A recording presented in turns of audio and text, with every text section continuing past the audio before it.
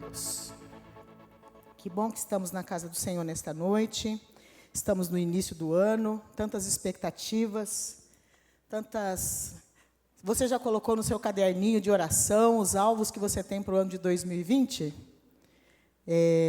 Eu costumo dizer que se você não escreve o que você pretende para esse ano, quando chegar no final do ano, se não acontecer nada, não tinha alvo. Mas se nós temos alvo, nós temos que orar e gerar aquele alvo. Amém? Quero chamar você, quero te convidar para abrir a Bíblia no livro de 1 Reis, no capítulo 1. Está escrito assim no livro de 1 Reis, capítulo 1, a partir do versículo 1. O rei Davi estava bem velho. Essa linguagem aqui ela é meia sem educação, né? Chamar um rei de bem velho é meio complicado, né? Mas ela já começa assim. Os seus servidores o cobriam com cobertas, mas ele não conseguia se aquecer. Por isso, os seus conselheiros disseram: Rei Davi, nós vamos procurar uma moça para ficar com o Senhor e cuidar do Senhor. Ela dormirá ao seu lado e o conservará quente. Então procuraram em toda a terra de Israel uma moça bonita, e em Sunem encontraram uma jovem chamada Abisag, e a levaram ao rei. Abisag era muito bonita. Ela servia o rei e cuidava dele. Mas Davi não teve intimidades com ela. Senhor, obrigado pela tua palavra, Pai. Que é tão linda, que é tão poderosa, que é tão tremenda. E como nós estamos vivendo aqui um tempo de leitura da tua palavra, que nesta noite a tua palavra venha falar de maneira profunda no nosso coração. Obrigado, Pai. Obrigado, porque nesta noite nós estamos aqui. Esta palavra é para cada um de nós que está aqui. Senhor, que esta palavra venha trazer transformação e que venha trazer frutos na nossa vida e que não seja só para nós esses frutos, mas que alcance todos quantos o Senhor quer alcançar. Em nome de Jesus. Amém. No começo desse ano, o Senhor pediu para eu ler o livro de Reis. E eu comecei a ler o livro de Reis e eu fiquei maravilhada, porque esse livro trouxe um profundo, um tempo de muita meditação no meu coração. Porque Davi, não tem... Quando a gente começa a falar sobre Davi, a gente sabia que Davi é uma pessoa fora do normal. Davi foi um menino que foi chamado pelo Senhor, muito jovem na idade dele, pelas histórias que eu vi, pelo que eu li, ele tinha mais ou menos uma idade de mais ou menos de 16 anos. Mas Davi ele era uma pessoa muito temerosa a Deus.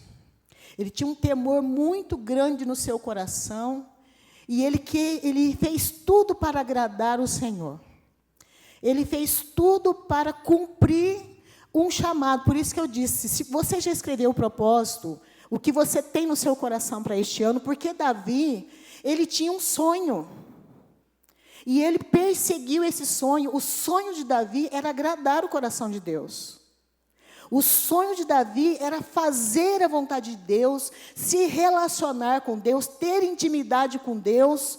E esse relacionamento que Davi tinha não deixou ele parado, mas ele era uma pessoa muito ativa e ele fez tudo aquilo que ele tinha ao seu alcance para glorificar o nome do Senhor e alcançar aquilo que Deus tinha para ele. E como ele era um pastor muito jovem, ele enfrentou gigantes terríveis. Ele enfrentou um urso, ele enfrentou um leão, e ele venceu nesses enfrentamentos que ele teve que enfrentar na vida dele. Mas nesse momento que nós acabamos de ler aqui, todos os acontecimentos da vida de Davi estavam finalizando. Eram os últimos dias da vida de Davi. Davi era uma pessoa que tinha tanta intimidade com Deus, que nos livros de Salmo diz que Davi antecipava o amanhecer para conversar com Deus e antecipava o anoitecer para se relacionar com Deus. Davi criou instrumentos de cânticos, Davi escreveu muitas canções, Davi escreveu vários salmos, tudo isso porque ele tinha um tempo de intimidade, de relacionamento, de oração, de adoração. Ele parava tudo para se encontrar com o Senhor. A prioridade da vida de Davi eram duas: adorar e guerrear. Davi era um guerreiro. Em nenhum momento na vida dele, ele se intimidou diante dos gigantes que ele teve que enfrentar. E nenhuma oportunidade ele desperdiçou para adorar o Senhor. Todas as oportunidades que ele teve, ele aproveitou. Eu acho maravilhoso, porque Davi, ele conversava com ele mesmo, dizendo: alma, aquieta-te, porque há esperança para ti no Senhor. Então, Davi era uma pessoa que ele tinha uma intimidade tão grande com o Senhor, que todo o tempo que ele tinha, ou ele estava guerreando, ou ele estava conversando com Deus. Davi, ele cumpriu o propósito de Deus para a vida dele. Lendo o livro de Samuel, eu encontrei no capítulo 1 Samuel 22:2, que se juntaram a Davi os que estavam com dificuldade, os que estavam endividados e os que estavam amargurados de espírito, e Davi se tornou líder deles. Então, Davi, além dele ter a vida que ele tinha de intimidade com o Senhor, além dele ter uma vida que ele enfrentava os gigantes, ele estava preocupado com as pessoas que estavam ao redor dele, mas ele não estava preocupado com a característica daquelas pessoas, mas ele estava preocupado com pessoas que queriam caminhar com ele no estilo de vida que ele tinha. E Davi tinha um estilo de vida, qual era? De guerreiro e de adorador. Queridos, a palavra de Deus também diz que os guerreiros de Davi foram pessoas excelentes, acima da média. Depois eu vou ler esse texto com vocês. Mas o que mais me chama a atenção com relação à vida de Davi, é que Davi, além dele ser um adorador, além dele ser um guerreiro, ele tinha um grande desejo no coração dele, que era construir o templo para o Senhor. E durante toda a vida de Davi, ele buscou esse alvo, ele trabalhou para este alvo, ele adquiriu riquezas para este alvo, e ele chamou toda a nação, que está lá no livro de 1 Crônicas 29, para que não só ele desse da sua fortuna pessoal para Deus, mas toda a igreja, posso dizer assim, todas as pessoas que estavam com ele naquela época. E a palavra de Deus diz que eles arrecadaram uma fortuna enorme para a construção do templo, muita riqueza, mas na hora dele construir esse templo, o Senhor disse que não seria ele que construiria esse templo, mas seria seu filho Salomão. E o que aconteceu? Nós lemos o texto aqui de que Davi estava partindo. E é interessante que nesse momento da vida de Davi, ele não conseguia se aquecer, e os servos dele trouxeram uma moça que ele não se relacionou com ela, mostrando assim que estava chegando um novo tempo na vida de Davi, e que esse novo tempo que estava chegando era um tempo que Davi não conhecia, porque Davi não se relacionou com essa mulher. Estava nascendo uma outra igreja, porque a igreja que Davi fez, o templo que Davi preparou para Deus, instituindo turnos, instituindo guardas, Davi era apaixonado pela adoração, apaixonado para agradar o coração de Deus, tanto que se preocupou. Quando ele construiu a tenda para Deus, ele instituiu cantores, ele instituiu guardas para as portas, guardas para os tesouros que estavam naquele lugar. Mas ele não conseguiu construir o templo que ele tanto queria, e Deus falou que ele não deveria construir, e ficou essa responsabilidade para Salomão. E quando Davi entregou tudo aquilo que ele tinha construído, estava encerrando uma fase. A fase dos turnos de adoração, dos turnos de guardas da casa do Senhor, dos turnos dos bens que a casa do Senhor tinha adquirido. Davi alcançou o ápice da sua carreira e entregou um novo governo para Salomão, que Salomão não administrou como seu pai, como um adorador e como guerreiro. Salomão assumiu o trono como administrador.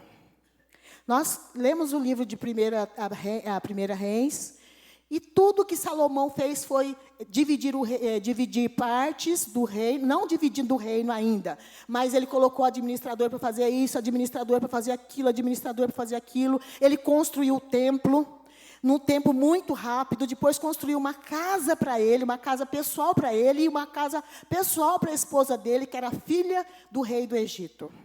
Foi um novo tempo que estava entrando no reino de Israel. E o que aconteceu nesse novo tempo? No final da vida de Salomão, que ele governou durante 40 anos, na casa de Salomão existia 700 mulheres e 300 concubinas. Queridos, todo o esforço que Davi teve para derrotar todos os seus inimigos, ele entregou para Salomão um reino em paz. Um reino onde ele derrotou todos os inimigos que ele enfrentou. Davi destruiu todos os inimigos que ele enfrentou, a palavra do Senhor diz. E quando ele entregou o reino de Israel para Salomão, todo o reino estava em paz. E a palavra diz que Salomão governou durante 40 anos, e no final do seu governo, ele teve que fazer aliança com alguns reis para manter a paz sobre Israel. E quando Salomão faleceu, ele tinha se casado com 700 mulheres e tinha trazido para dentro do palácio 300 concubinas.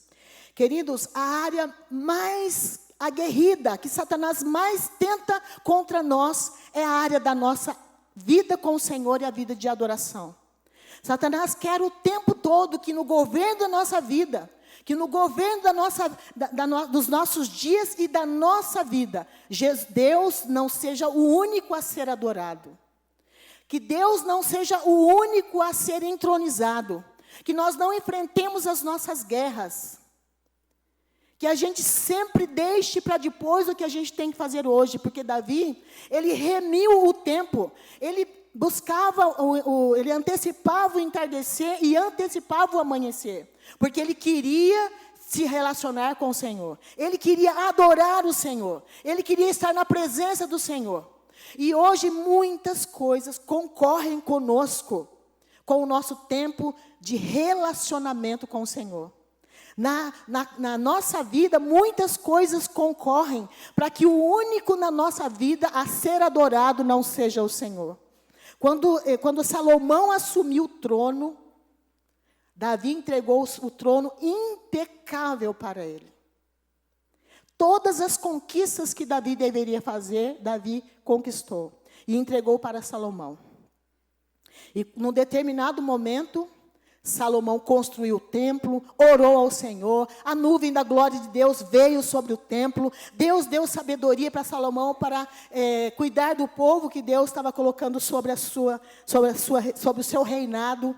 E Salomão chegou num determinado momento que ele não foi aprovado na sua gestão pelo Senhor. A adoração, a Bíblia fala de 3 tipos de relacionamento com Deus. O primeiro é a oração. O que é a oração? A resposta está lá em Mateus 6:9. Como orar? Os discípulos perguntaram para Jesus, como orar? E Jesus ensinou lá em Mateus 6:9, que diz, e quando orares, orareis assim. Pai nosso que estás no céu, santificado seja o teu nome. A intercessão é o que Jesus fez por nós lá em João 17. Que Jesus intercede por nós como seus discípulos.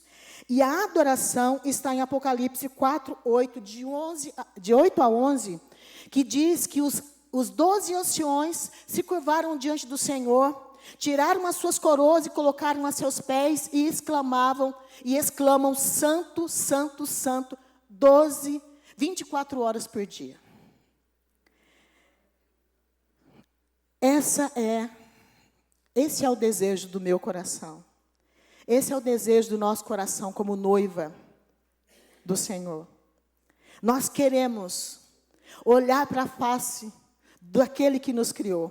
Nós queremos falar, lindo, lindo, lindo és. Vocês já pararam para pensar? 24 horas diante do Senhor, falando santo, santo, santo é o Senhor dos exércitos? Que coisa maravilhosa, que coisa espetacular, que desejo que nós temos de estar na presença do Senhor e dizer santo, santo, santo é o Senhor. Eu quero convidar vocês para abrir o livro. Ainda não. Jó, quando é que nós adoramos? Qual é a adoração mais... O que é adoração? Essa é a pergunta que eu quero fazer. O que é a adoração? Adoração é quando tudo que nós temos, nós devolvemos para o Senhor. A adoração é quando nós perdemos tudo, nós também entregamos para o Senhor. Porque Jó, quando ele perdeu tudo, a palavra do Senhor diz que ele rasgou as suas vestes, se prostrou diante do Senhor e disse: nu saí do ventre da minha mãe e nu voltarei. Ana, quando ela teve Samuel, ela também fez a mesma coisa. Ela se prostrou diante do Senhor, porque ela começou orando pedindo um filho. Mas Deus não deu um filho para ela. E ela voltou novamente na presença do Senhor e pediu um filho. E disse que se o Senhor desse aquele filho para ela, ela devolveria para o Senhor. Isso é a adoração. Glória a Deus. Aleluia. A oração, ela tem um objetivo: nos fazer crescer e gerar. A intercessão, ela nos faz orar por outros, colocando no lugar de outros, porque já aconteceu uma multiplicação. E a adoração significa que você só adora aquilo que você consegue dominar.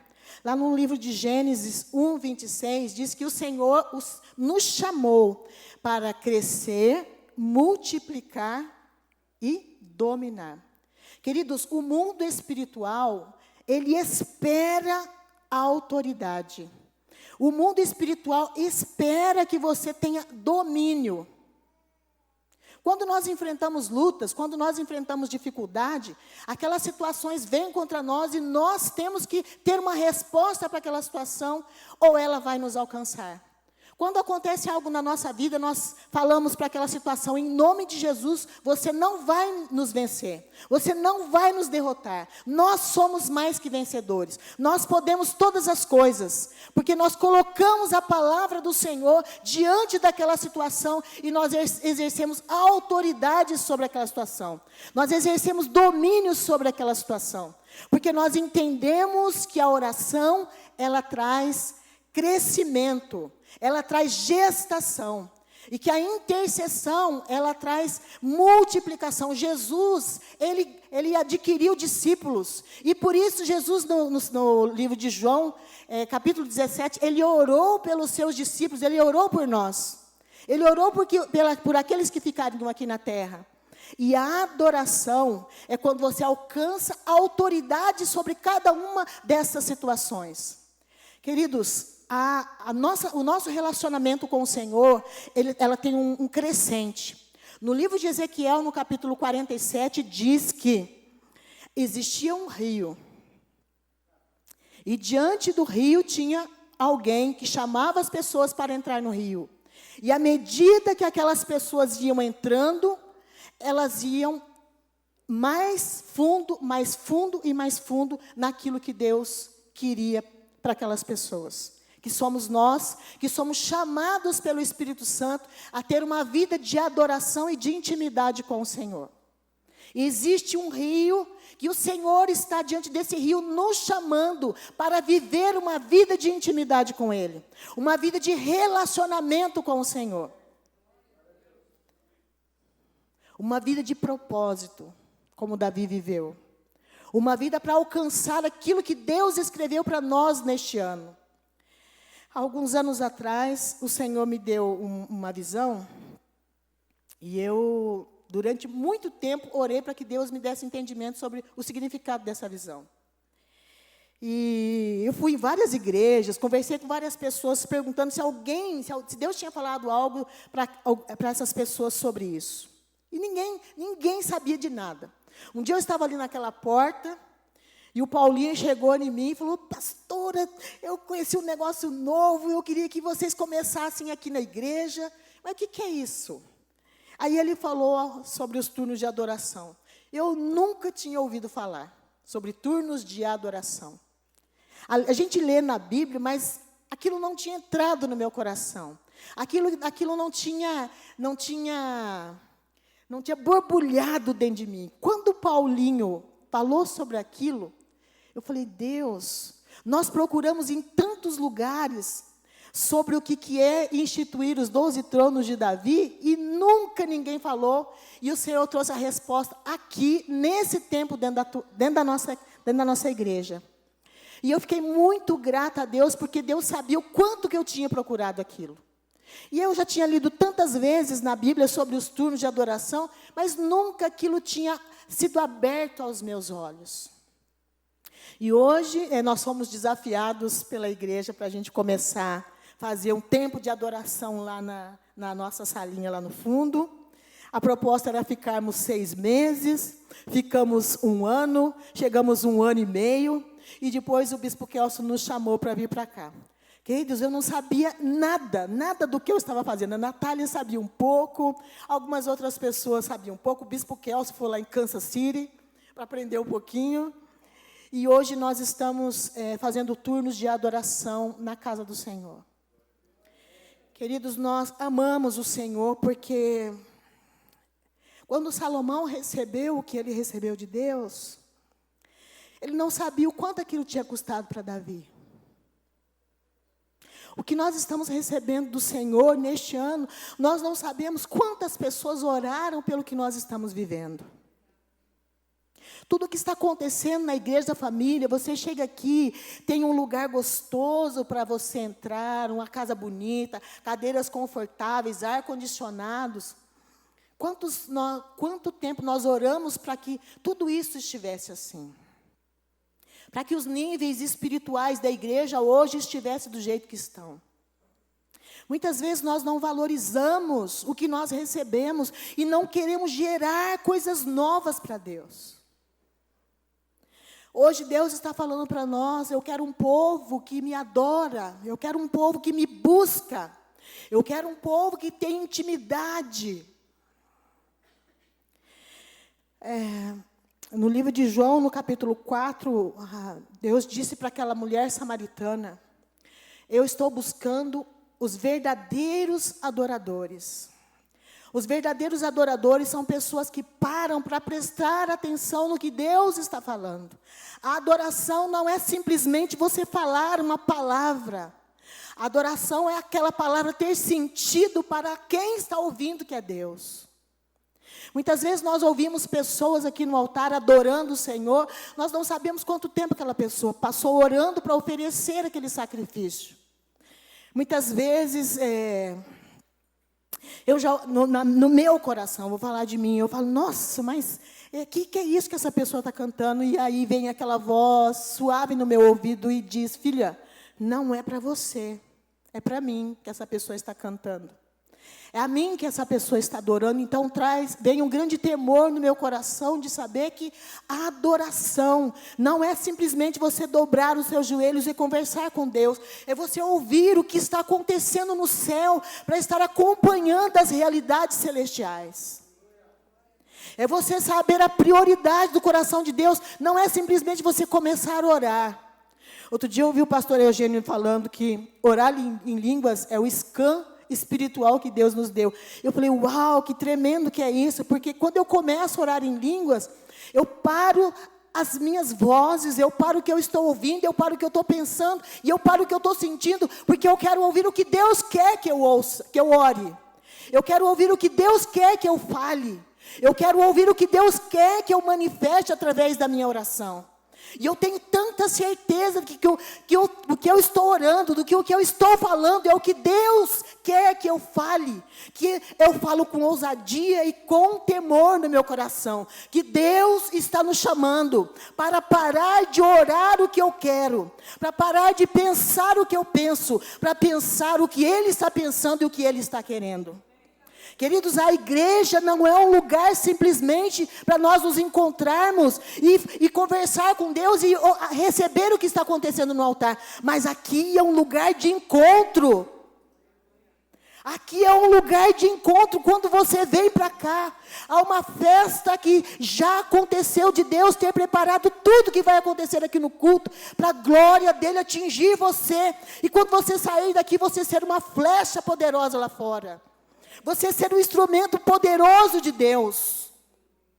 Davi, ele era tão consciente do que Deus queria, que quando ele encontrou aqueles homens aflitos, Homens endividados, homens desesperados. Davi olhou para aqueles homens e falaram: eu tenho a resposta para cada uma dessas situações. O meu Deus que derrotou, através de mim, o leão foi destruído, o urso foi derrotado, Golias, o filisteu incircunciso, caiu com a cabeça decepada.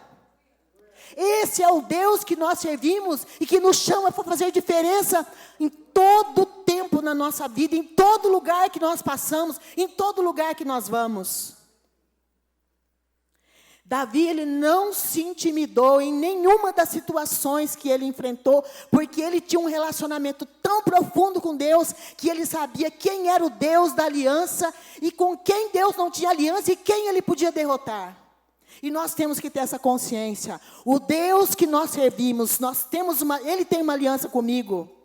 E Ele não tem aliança com quem serve Ele. Nós precisamos destruir os nossos inimigos, para que a nossa igreja seja uma igreja intercessora, uma igreja adoradora, uma igreja que ora, uma igreja que gera, uma igreja que...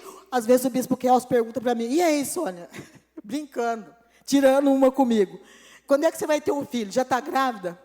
Aí eu olho para ele: olha, bispo Kels, eu estou bem buchuda. Por quê? Porque nós vivemos cheio de projetos, cheio de sonhos, os sonhos de Deus.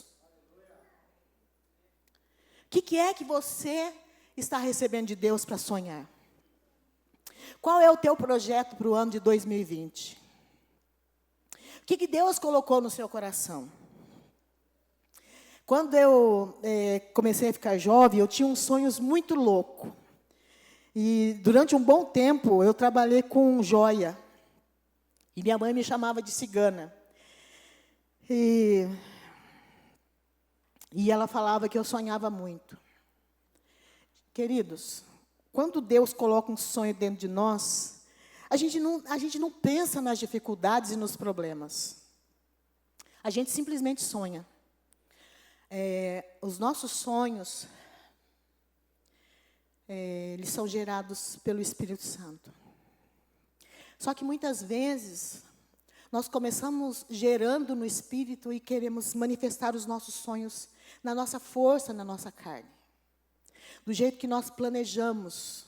E começamos a nos frustrar porque nós esquecemos de onde foi que eles começaram. Nós começamos a fazer as coisas de joelho. E quando as coisas começam a acontecer, a gente levanta e quer carregar e quer começar a alentar aquilo. Mas os sonhos nascem no coração de Deus. O sonho que Deus tem para você neste ano está no coração de Deus e no seu coração. E Deus quer que esses sonhos se realizem. Ele quer que você seja a propaganda dele andando sobre a face da terra. E Ele só pode fazer isso se você deixar. Se você dar liberdade para o Espírito Santo de Deus, para que isso se manifeste na sua vida. A oração é uma gestação tão poderosa, que muitas vezes, a maioria das vezes, nós ignoramos o poder da oração. Quantas vezes nós sofremos coisas tão doloridas na nossa vida, perdemos coisas, porque nós não paramos para orar. Queridos, quando eu falo parar para orar, não é para você estar no volante do teu carro e orar. Não, isso é importante. Amém que você faz isso. Mas é você parar e falar: Senhor, eu não quero nem saber o que vai acontecer, mas eu vou parar tudo. Enquanto o Senhor não falar comigo, eu não vou parar. Enquanto não tiver a resposta, eu não vou parar. Elias, depois que Davi morreu, quase 200 anos depois, Elias entrou na história. Elias apareceu. E ele apareceu no momento onde a nação de Israel estava totalmente fora do propósito de Deus, fora do que Deus queria para Israel. Elias foi um profeta que Deus usou ele muito com juízo. E Eliseu muito com fé. Eliseu atuava no campo da fé. E foi tão tremendo a manifestação de Elias, que ele interrompeu algo que estava acontecendo para trazer o que Deus queria. para trazer de volta aquilo que estava no coração de Deus. Os reis se perderam na administração daquilo que Davi tinha deixado, mas chegou um momento onde ia e voltava, Deus falou, basta, agora eu vou trazer um homem para executar o meu juízo sobre tudo que está acontecendo na nação. E Elias chegou e enfrentou a situação que estava acontecendo e deixou um legado para Eliseu, que quando Elias subiu no carro de fogo, Eliseu estava de outro lado do rio, ele estendeu a capa de Elias sobre o rio e o rio se abriu. Seja o que quer que esteja acontecendo na tua vida, seja qual for o estado que esteja o templo, a administração do que está acontecendo na sua vida, hoje Deus está falando, há um tempo determinado para eu voltar e tomar posse do que é meu. Para eu voltar e pegar aquilo que você me entregou. Você me entregou. Você pensa que você pegou de volta, mas aquilo que entregamos para o Senhor não tem retorno. Eu gosto muito de um versículo que está lá no livro de Levítico, e diz assim, que nós pegamos a terra e consagramos ela para o Senhor, e depois nós vamos e pegamos aquela terra de volta, mas quando nós pegamos a terra de volta, Deus não dá ela por completo. Deus vai pegando uns pedacinhos para ele, 5% da terra fica com o Senhor. E nós, todas as vezes que nós chegamos na igreja, nós levantamos as nossas mãos e glorificamos o Senhor, adoramos o Senhor e falamos, Senhor, é tudo teu, eu te entrego isso, eu te entrego aquilo, e você canta um louvor e ruge o leão, e estremece a terra, você está consagrando, você está entregando tudo para Deus, e vai chegar uma hora que não tem mais nada que você deu para Deus que Ele pode te devolver. Está tudo nas mãos dEle. Porque você foi entregando, e vai chegar uma hora que Ele fala, filho, é tudo meu agora. Não tem mais retorno. Agora sou eu quem vou fazer do meu jeito. Não adianta mais querer de volta, porque eu tomei posse. 100% dessa terra é minha. E quando Elias chegou diante do rei Acabe, que foi um dos piores governos que existiu depois de Davi, do tempo em que Davi morreu até o dia em que Eliseu chegou, só teve um governo que fez a vontade de Deus, que foi o governo de Asa. Foram quase 200 anos, queridos, administrando algo que Davi tinha deixado e que estava se perdendo, e Deus chegou naquele momento e manifestou unção e autoridade. Na nossa vida tem que ter unção e autoridade. A unção e a autoridade é a marca de Jesus sobre nós. É a marca de propriedade. É a marca de Deus falando assim, eu tenho a minha unção sobre você, e eu coloquei a minha autoridade sobre você, isso é eu dentro de você, isso sou eu sobre você. E Deus vem, naquele momento, usado por Eliseu, que tinha a unção, e Jeú, que tinha a autoridade. Queridos, quando Eliseu apareceu, no trono de Israel tinha um homem chamado Acabe e uma mulher chamada Jezabel. Olha para vocês verem o nível que estava o trono, que era chamado pelo trono do Deus de Israel. Olha o nível que estava as pessoas que estavam governando aquela nação. Quanto eles tinham se perdido, quanto eles tinham se distanciado do que Deus tinha falado para aquele povo. Eu comecei a ler o livro de Reis, eu comecei a chorar, falei, Deus, como nós somos débeis, como nós nos perdemos na nossa caminhada com o Senhor. Por que isso acontece, Senhor? Porque o nosso coração é humano, porque o nosso coração é corrupto mais que todas as coisas. Nós precisamos renovar a nossa aliança, restaurar o nosso compromisso com o Senhor. Lá no livro de Apocalipse, diz assim, tenho porém contra ti, que toleras Jezabel, que se diz profetiza, mas não é. Foi esse momento em que Eliseu chegou e confrontou Acabe e confrontou Jezabel. E ele confrontou com unção e autoridade. Ele derrubou aquilo que tinha chegado no máximo, no lugar mais longínquo que poderia ter chegado. E Eliseu chegou lá e falou: basta, basta. Deus está falando basta para nós. Deus está falando: vem, noiva minha. Vem, querida minha, porque o leão está rugindo. Quando o irmão começou a cantar, ruge o leão, eu falei: esse Deus é tremendo. Porque é tão gostoso quando você entra num rio, que ele está vindo. É uma bênção quando você chega num lugar, e eu sempre falo: Senhor, que tudo esteja alinhado.